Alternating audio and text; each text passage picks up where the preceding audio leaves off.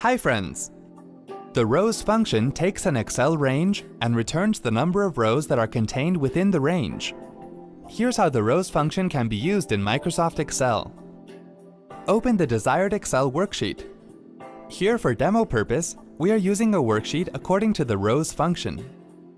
Please check the web URL given in the video description below this video for complete details, that is syntax and remarks. We are also showing you the description of each function we are going to use here. In the first example, select the cell where you want to get the function's result.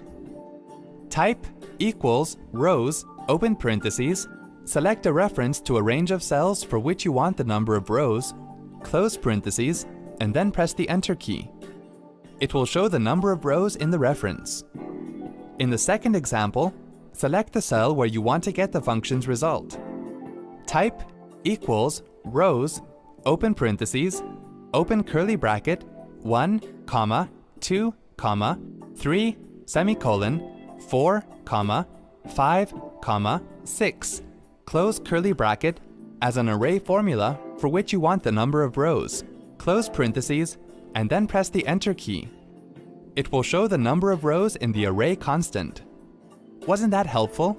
Thanks for watching.